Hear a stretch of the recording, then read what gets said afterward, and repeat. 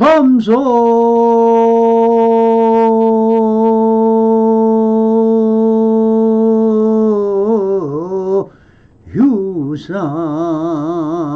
유상이 계시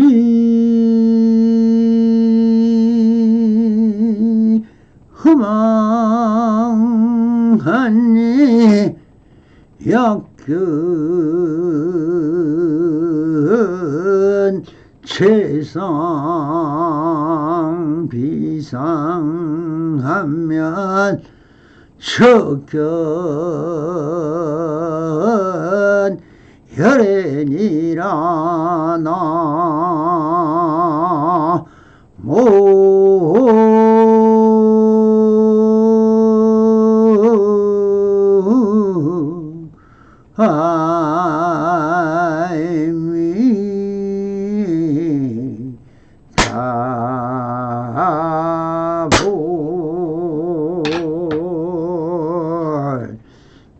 반갑습니다. 시방먹기 편만하신 우리 불보살님들과 오늘도 이렇게 불불상항하옵니다.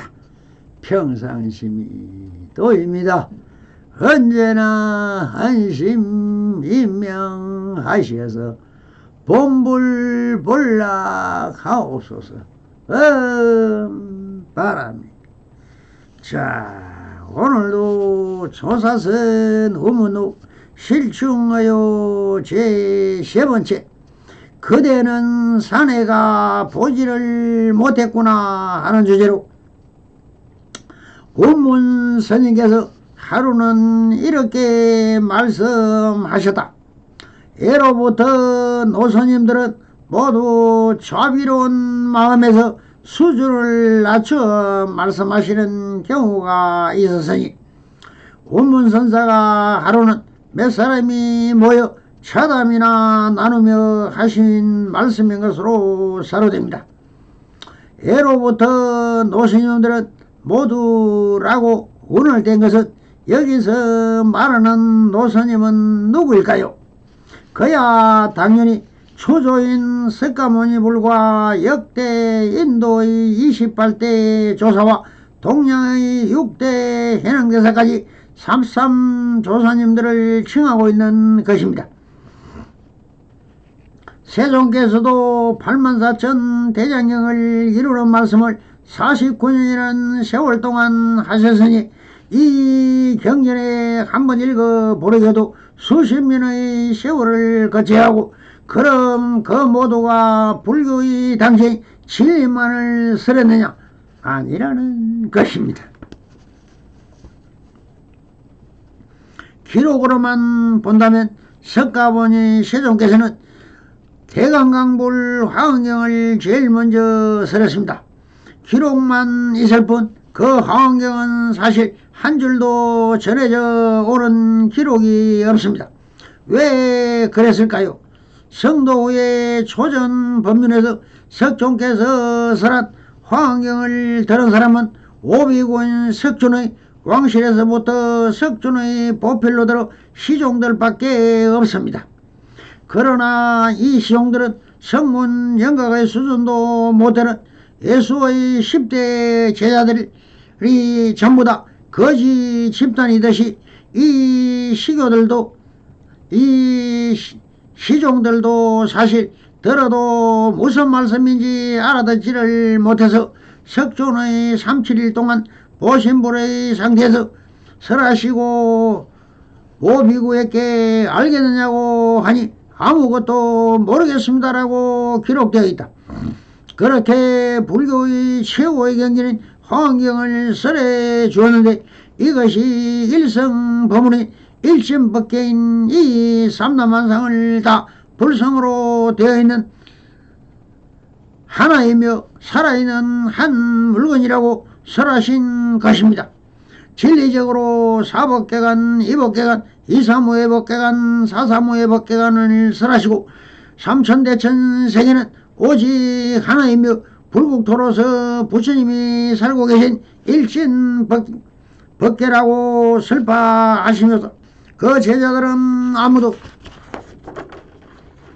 알아듣지도 못했으니 어찌 기억이나 하겠습니까? 그래서 37일 동안 설한 화엄경을 설하고는 이제 내가 깨달은 화엄의 세계를 다 설해줬다. 이상 설할 것이 없다라고 하셨습니다. 이제 6년 고행 끝에 얻은 깨닫고 보니 본래부터 깨달아야 할 것이 없으며 지금 여기 있는 그대로 우주가 지구가 인간이 산화대지 비금조수 초목형님이 모두 다 하나하나가 제대로 된 성품이 있어 생명을 가진 자들은 생명이 없는 무정물도 다 각자의 성품을 가진 천차만별의 형상과 모양과 그 성품을 가지고 있지만 서로가 서로를 방해하지 않고 다 있는 자리에 평등하게 서로가 서로를 낳고 인과 열이 서로 교차하며 변하고 소멸하지만 다시 태어나고 하여 우주 전체는 아무런 잘못된 것이 없으며 불생불멸의 대원 경지가 이루어져 있다는 것을 평등, 절대평등과 절대자유가 보장되어 있는 극락세계이며 불국토임을 밝혀주었습니다. 그러나 건기가 약한 안목이 없는 제자들을 인하여 부처님이 설하신 법문이 없었던 것입니다. 그리하여 세속애들은 이제 내가 설할 법은 다 설해주었으니 이제 열반에 들어야겠다고 하셨습니다. 그때 제석현왕이 꽃비를 내리면서 부처님이시여 바로 열반에 드시면 우리 같은 일체중생은 누구를 의지하여 깨달음을 얻을 수 있겠습니까? 하면서 부디 오래오래 설법을 하셔 저희들을 구제해 주시길 빌었습니다. 그때 자신이 나와 같은 말을 하며 지구가 5번 진동하고 가지가지의 모든 생명들이 머리를 조아리며 설법해 주실 것을 간청하였다고 기록하고 있습니다. 그렇게 하여 불교의 설법인 최상승 법문에서 저 브라만법이 전 인도에 퍼져 있음을 아주 법문의 건기를 낮추어 안경이라는 도덕경전 같은 착하게 살아라, 착하게 살면 좋은 곳에 태어난다는 인도 브라만교인 3세 인가폰과 도덕경 같은 말씀을 하시기 시작하였습니다. 그렇게 대기설법을 하시어 안경에서 능경으로 반야경으로 차례로 건기를 높이는 설법을 하시어 마지막으로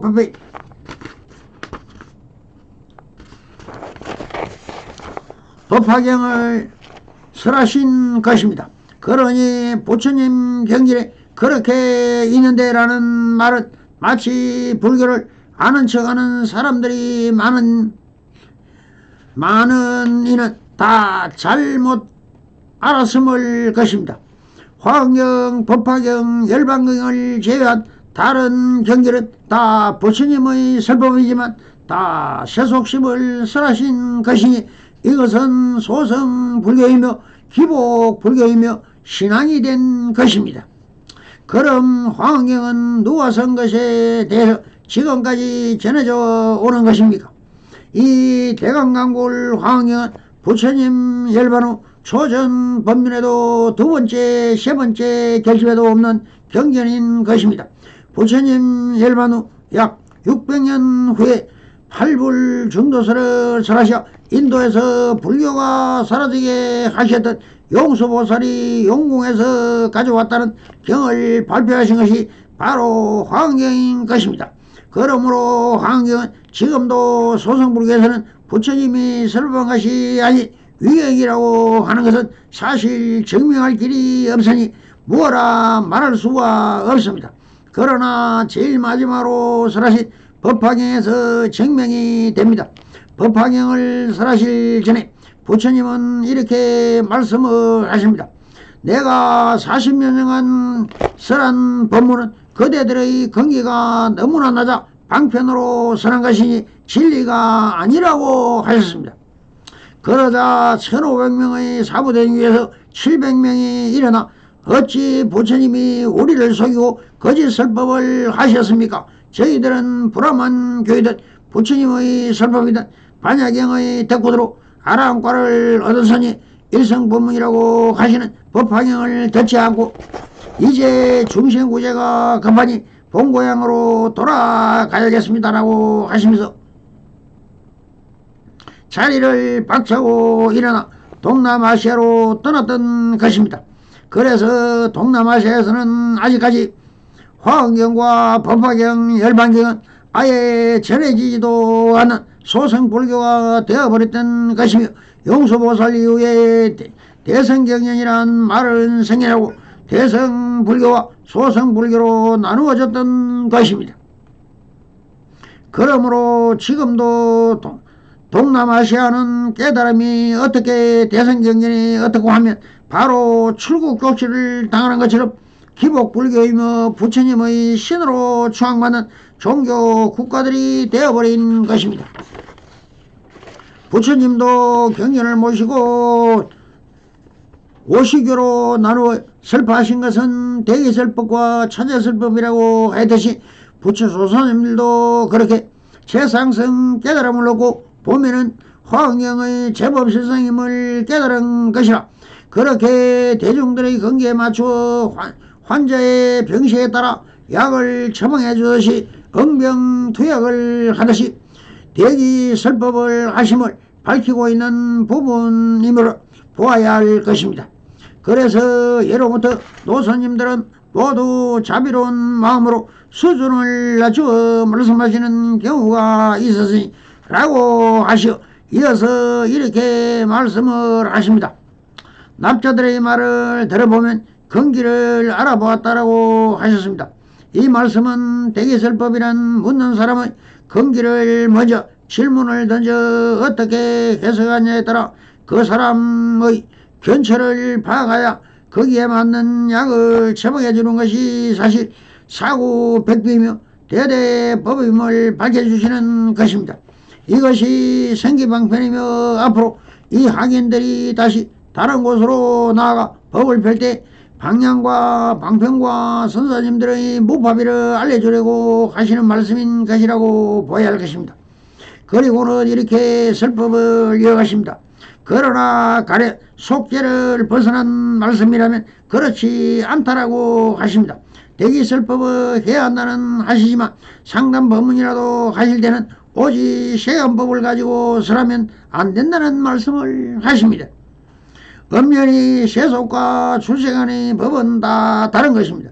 세간법은 인간이란 정의에서 차제를 두지만 출세간의 법은 즉 조사선의 법은 격의 소식이며 법의 소식이므로 오직 진리의 당체를 표현하는 말이라면 된다고 하시는 말씀입니다. 즉 상대가 어디에 집착하고 있느냐에 파악하여 물질에 집착하면 공을 설하여 색의 허망함을 일깨워 깨닫게 하고 공에 집착하여 있으면 색법을 가르쳐 허망함에서 벗어나게 하는 항상일구를 설해주시되 이것이 바로 현행선사가 말한 대대법이며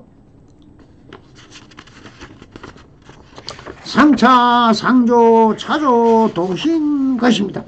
즉 서로 맞고 비추는 것이 이 맞고 비추임이 동시에 이루어진다고 하여 이쪽이 막힘이 그대로 비추이는 것이고 비추이는 것이 그대로 막힘인 것이니 서로가 서로를 맞고 비추는 것이 바로 동시에 일어난다는 원리이니 이것이 진리인 것입니다.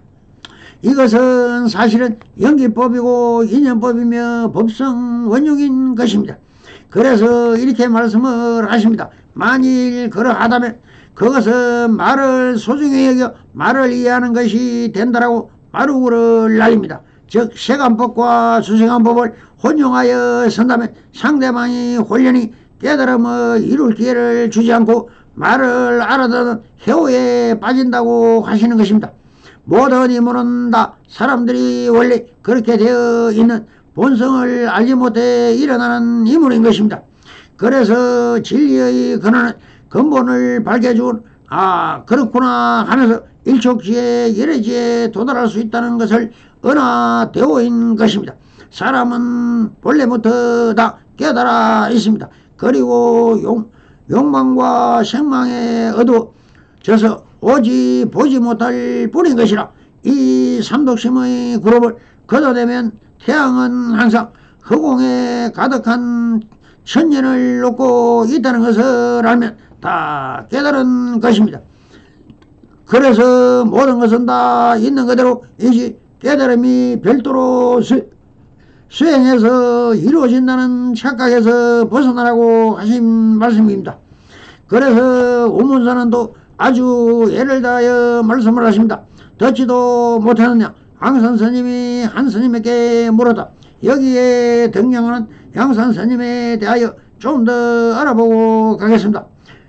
경덕 전등록 원주 양산 회저 선사 남아 회양선사의 사세손이니 회양선사의 제자의 마조 도일선사의 제자의 위산스님의 제자인 것이다.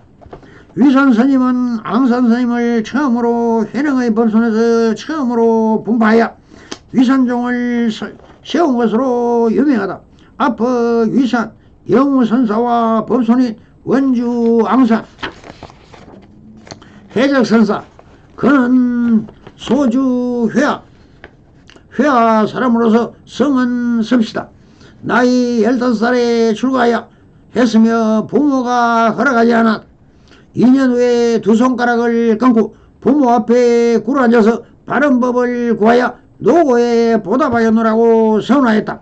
그리하여 마침내 남아사 통선사에 의지하여 머리를 깎고 미처 구족계를 받기 전에 행각을 떠났다. 처음에 탐원을 만나서 현무한 종기를 깨닫고 나중에 위산을 참문하여 당의 깊숙한 곳에 오르게 되었다.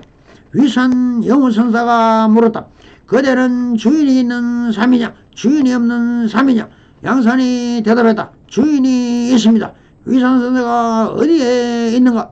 대가 앙산이 서쪽으로 해서 동쪽으로 가서 서니 영우가 그가 범상치 않은 인물임을 알고 법을 일러주었다. 대사가 물었다. 어떤 것이 참 부처가 사는 곳입니까?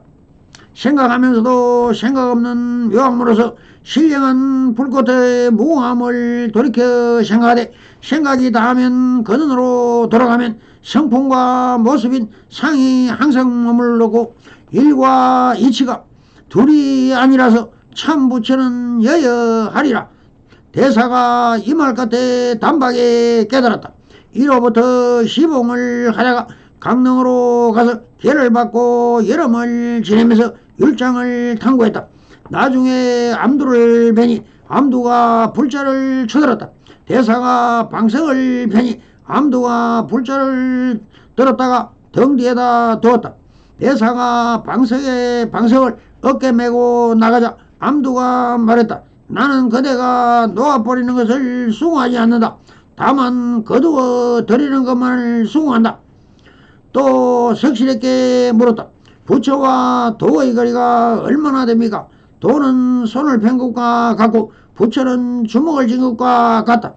그 길로 석실 화장하니 하직하니 석실이 문까지 전송을 나왔다가 대사를 부르며 말했다.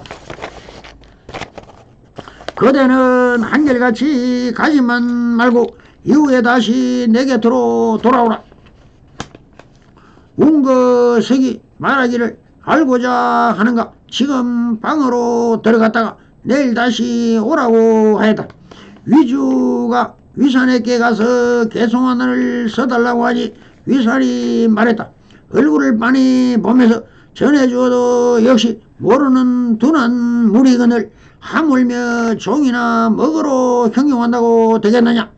그가 대사에게 와서 청하자. 대사는 종이 위에다 동그라미 하나를 그려놓고는 이렇게 줄을 붙였다. 생각해서 아는 것은 제2수에 떨어지고 생각하지 않고서 아는 것은 제3수에 떨어진다. 어느 날 위산을 따라서 발을 일구다가 물었다. 여기에 이렇게 낮고 저기는 저렇게 높습니다. 물을 능히 사방에 평명하게 하니 단지 물로서 수평을 삼으라. 물도 의지할 수 없습니다. 화상은 다만 높은 곳은 높은 대로 팽팽하게 하고 낮은 곳은 낮은 대로 팽팽하게 하십시오. 영산 위상이 옳다고 여겼다. 등과 같이 많은 화두를 남겼다. 나이 77을 채웠지만 바로 지금도 늙어가고 있다는데 성품에 맡겨 스스로 부침을 하노니 양손으로 붙잡아 무릎을 굽히니 연만 77 노거시검이 임성자부침이며 양수방구설이다.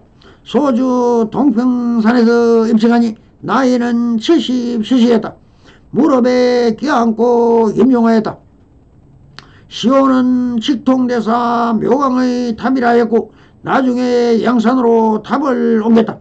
다시 본으로 돌아가서 운문선사가 이렇게 예시하였다. 듣지도 못했느냐. 양산 스님이 한 스님에게 물었다. 이제 어디서 왔느냐. 여산에서 왔습니다. 오로봉에는 갔느냐. 가보지 못했습니다. 그대는 산에 가보지를 못했구나고 묻고 답했다. 여기서 이제 어디서 왔느냐 묻고 있다. 지금 여기는 운문선사의 총입니다. 그런데 지금 여기를 물어야지 왜 어디서 왔느냐고 물었을까요? 이것은 평상심에서 묻는 말이다. 왜 물었을까? 오직 그 납자의 견처를 알아보라고 물었습니다. 그런데 그 납성은 여산에서 왔습니다라고 지명 이름을 댄다. 그러니 군문사는 지금 여기를 파악 못하고 지나간 기억인 번뇌망상을 말하고 있다. 그래서 운문사는 아주 낮은 단계로 인연법으로 이렇게 묻습니다. 오로봉에 갔느냐라고 다시 묻습니다. 그런데 이납성은 그 유명한 오로봉은 물었는데 가보지 못했습니다라고 대답한다. 이것은 다 지나간 기억일 뿐입니다. 그래서 우문사는 항상일구를 말하지 않고 오직 이런 견처라면 내가 항상교를 해보아야 알아듣지를 못할 것이 여기에 짐을 풀고 수행을 좀 많이 해야겠다는 뜻으로 이렇게 마루를 열립니다. 그대는 산에 가보지 못했구나. 그러면서 근원인 산에 가보지 못한 사람에게 산 이야기를 하면 무엇하나 하면서 그 사람은 거기에 따라 인연법을 쓰라고 계신다. 이런 앙산선사의 선문답을 소개하면서 이렇게 말씀을 하십니다. 이 말은 모두가 자비로움 때문에 수준을 낮춰 하신 말씀이라고 마루구를 하십니다. 성불이년 맺으소서. 감사합니다.